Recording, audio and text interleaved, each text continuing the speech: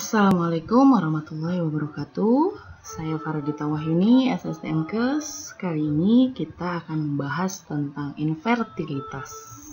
Nah, atau dengan kata lain kemandulan. Jadi, materi kali ini akan kita bahas tidak terlalu detail karena lebih enak nanti kita akan membahasnya dengan tatap muka. Jadi, mahasiswi yang nanti ada pertanyaan boleh langsung aja diklik di kolom komentar. Akan kita bahas nanti di pertemuan selanjutnya minggu depan ya. Jadi untuk kali ini saya akan sampaikan dulu materinya sekilas tentang infertilitas atau kemandulan. Nah, sebelum kita lanjut ke materinya, jangan lupa subscribe dan like serta share channel ini. Juga aktifkan lonceng yang ada di bawah untuk terus tahu dan mengikuti perkembangan materi-materi yang akan diupload selanjutnya. Oke.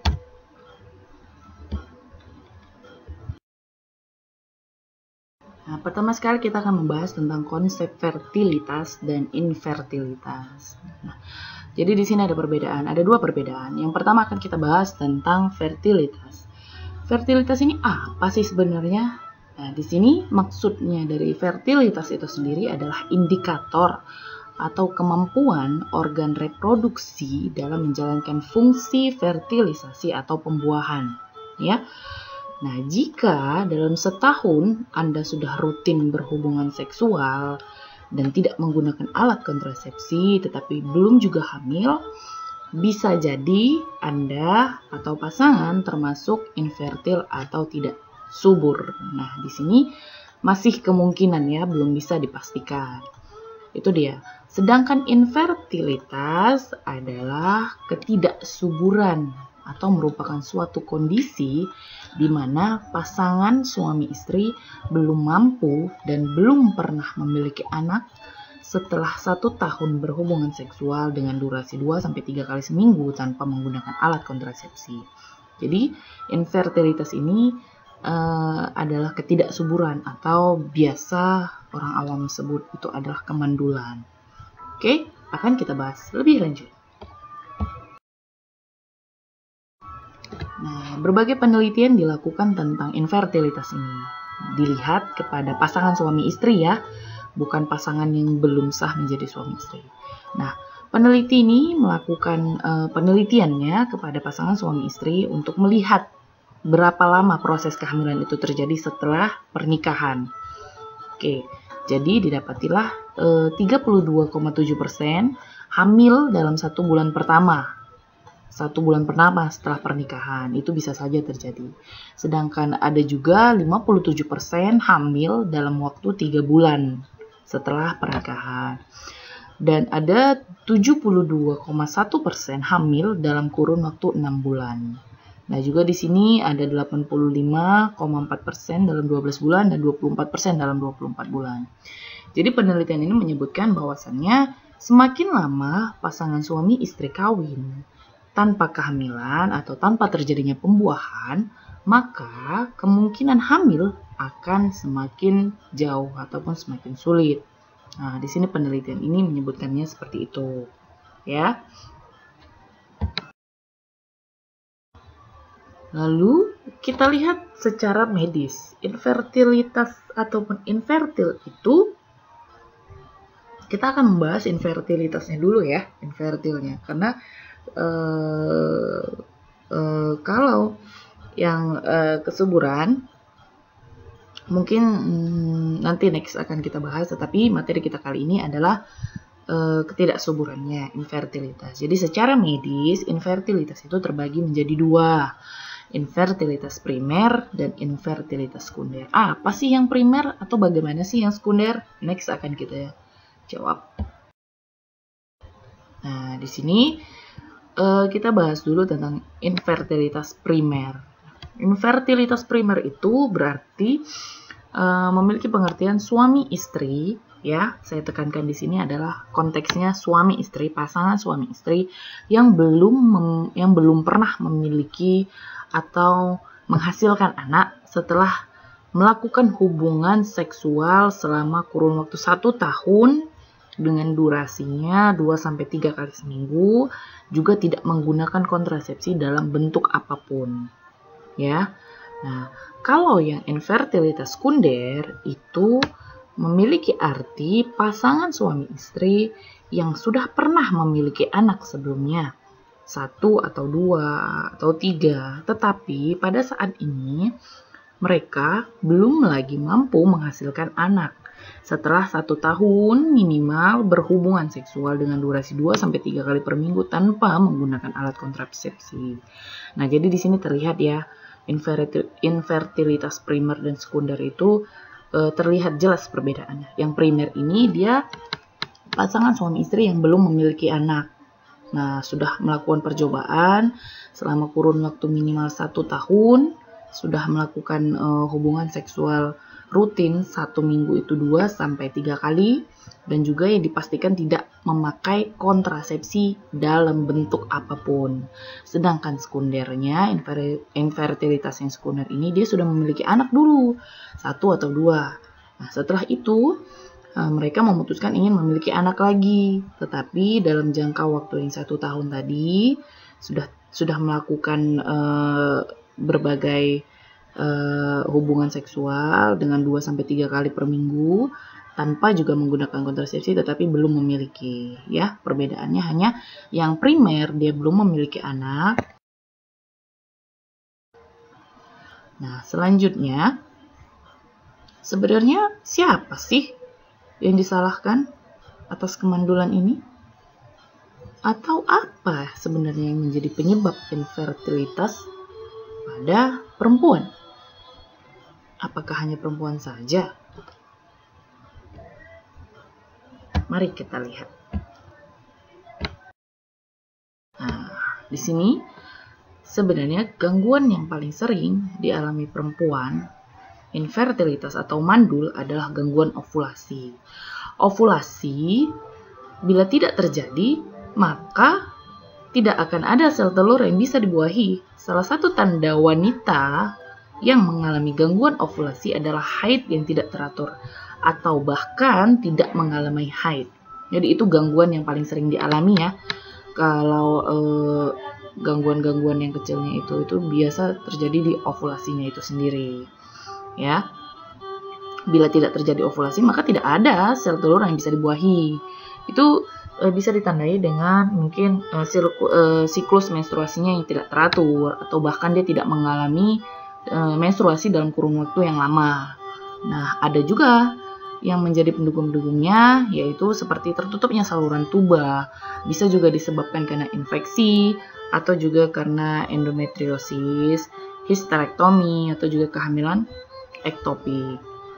Ya, jadi di sini saluran rahim itu yang lebih penting ya. Oke, yang kedua di sini ada gangguan fisik rahim, misalnya mungkin ketidaksempurnaan bentuknya atau dan lain-lain. Itu nanti kita akan lihat daripada bentuk rahimnya itu sendiri. Itu di luar konteks kebidanan. Bisa langsung cek ataupun melakukan cek kepada dokter spesialis kandungan. Yang ketiga di sini ada umur ibu, stres, kurang gizi, terlalu gemuk, dan terlalu kurus juga mempengaruhi infertilitas ini. Seperti merokok dan konsumsi alkohol. Jadi merokok ini, merokok aktif ataupun merokok pasif, itu juga tetap punya resiko yang sama terhadap infertilitas. Juga ada penyakit menular seksual dan gangguan kesehatan yang menyebabkan terganggunya keseimbangan hormon. Jadi sebagai seorang wanita perempuan yang nantinya akan hamil dan menjadi seorang ibu, sudah sepatutnya menjaga kesehatan diri. Nah, karena kesehatan diri, kebersihan diri itu juga akan berpengaruh pada reproduksinya.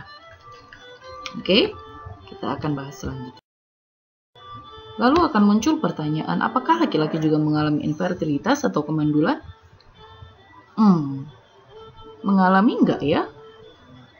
Karena selama ini masyarakat awam bila tidak mempunyai anak antara pasangan suami istri, pasti yang lebih dominan disalahkan si perempuan, ya kan? Bener nggak?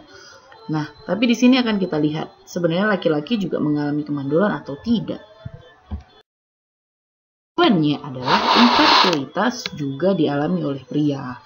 Nah, jadi teman-teman bidan, sahabat-sahabat bidan juga bisa mengedukasi pasien-pasien di luar sana, bahkan keluarga yang bertanya, sebenarnya infertilitas itu juga dialami oleh pria. Jadi jangan menyalahkan sepenuhnya kemandulan ini kepada wanita. Oke, nah apa sih penyebabnya kalau pada pria? Jadi di sini bisa kita lihat ada gambar yang terlihat seperti sperma normal dan abnormal. Jadi yang pertama, gangguan pada pabrik sperma ataupun pabrik sperma. Sperma itu terletak pada testis. Nah, di pabriknya itu yang dihasilkan itu sedikit karena ada gangguan tadi, atau bahkan tidak sama sekali menghasilkan. Sedangkan yang kedua, gangguan pada sperma untuk mencapai sel telur dan membuahinya. Jadi, masalah ini biasanya dikarenakan karena bentuknya yang tidak normal sehingga pergerakannya tidak membuahkan hasil atau mati begitu saja setelah ejakulasi. Jadi di sini bisa dilihat ya, bentuk mana sperma yang normal yang akan menghasilkan, sedangkan yang tidak normal yang kemungkinan tidak akan menghasilkan. Nah, seperti inilah bentuknya setelah diperbesar dengan menggunakan mikroskop sampai dengan 1000. Jadi apa risiko lain yang memicu kemandulan pada pria?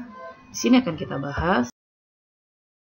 Ada 6 poin yang kemungkinan menjadi pemicu ataupun gangguan yang akan menyebabkan pria juga mengalami kemandulan. Yang pertama itu suka minuman beralkohol.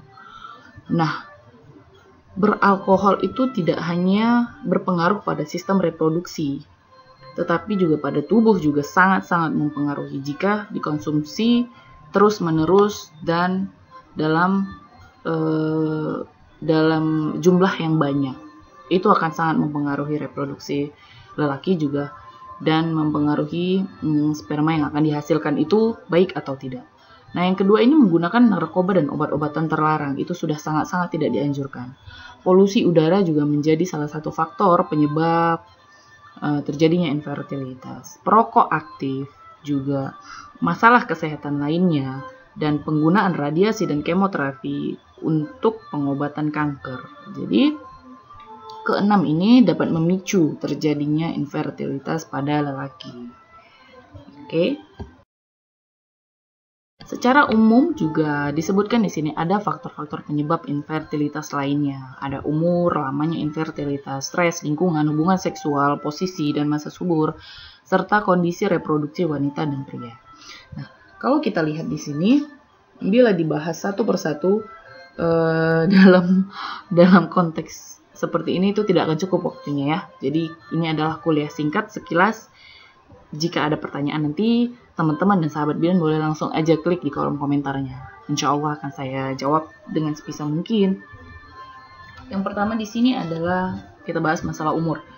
Nah, umur ini kita lihat faktor dan penyebab infertilitas itu secara umum ya. Umur di sini kenapa menjadi salah satu faktornya bagi wanita ataupun pria, terutama wanita dulu ya. Karena kemampuan reproduksi wanita menurun drastis setelah umur 35 tahun. Hal ini dikarenakan cadangan sel telur yang semakin sedikit. Dan fase reproduksi wanita adalah masa sistem reproduksi wanita berjalan optimal, sehingga wanita berkemampuan untuk hamil. Jadi kalau di atas usia 35 tahun, itu kemungkinan besar cadangan sel telur itu semakin sedikit. Itu juga yang menyebabkan infertilitas bisa terjadi pada wanita. Kenapa?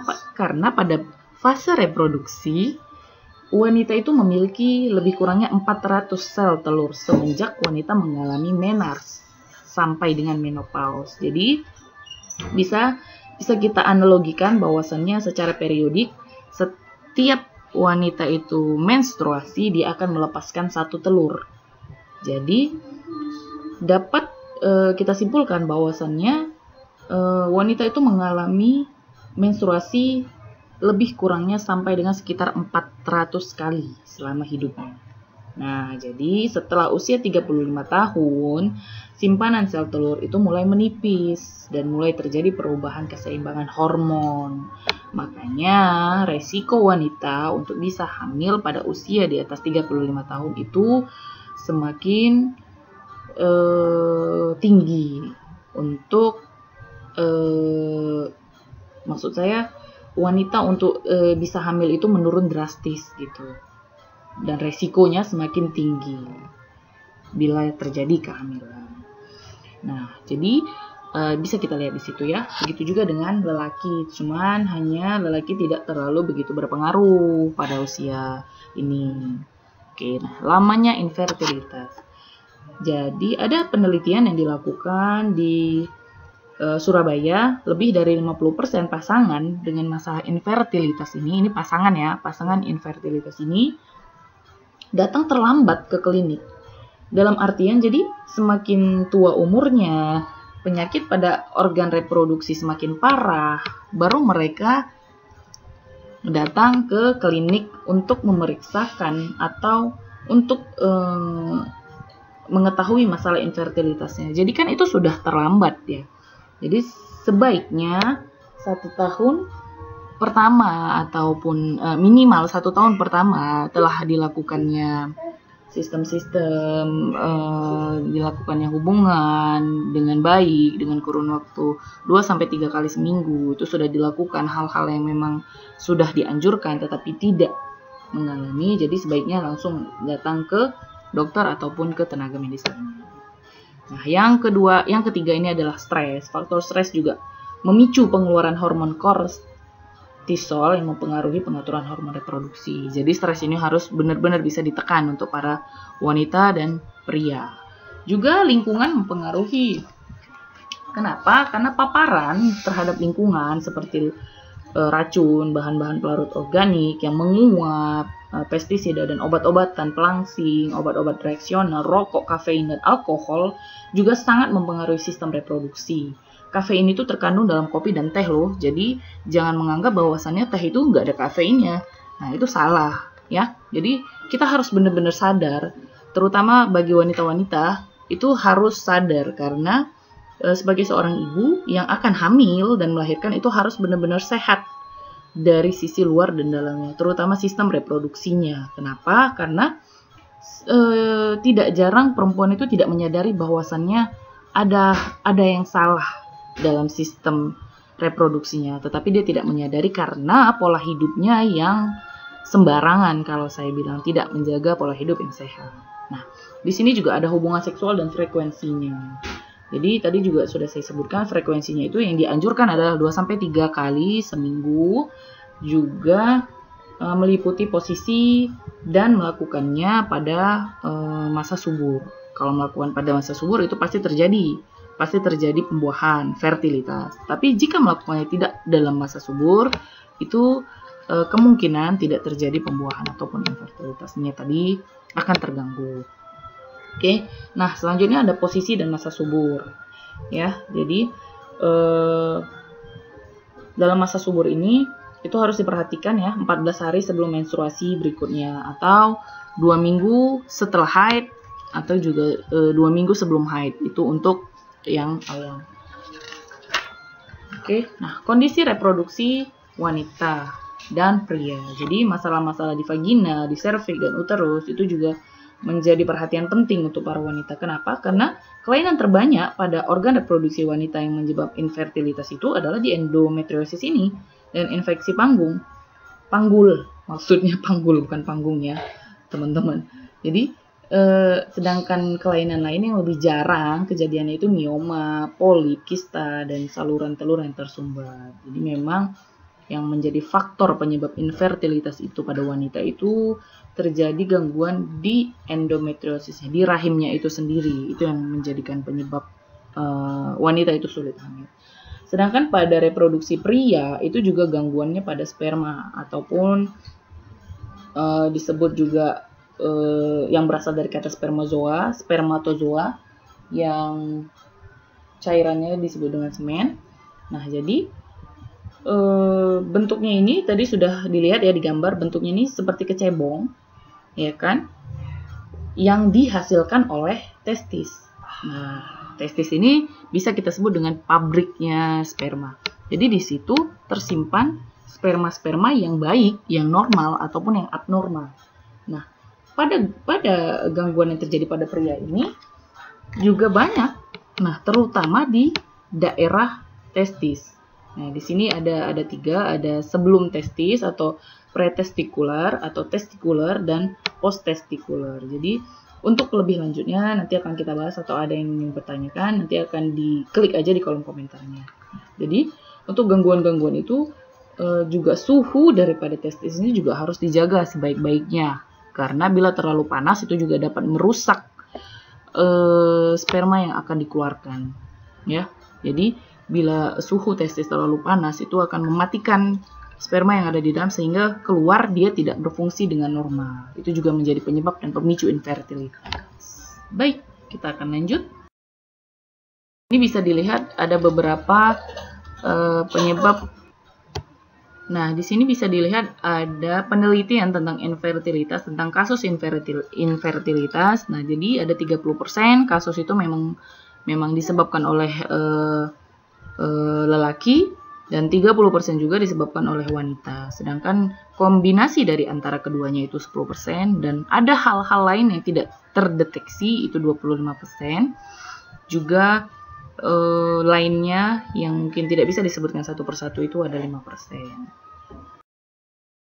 Oke, sampai di sini dulu materi infertilitas ataupun kemandulan kita hari ini. Jangan lupa subscribe dan aktifkan lonceng yang ada di bawah agar terus tahu dan update tentang berita-berita terbaru seputar kebidanan dan kesehatan yang akan terus dibahas pada channel ini. Baik, sampai Sekian dulu materi yang saya sampaikan. Terima kasih. Bye. Assalamualaikum warahmatullahi wabarakatuh.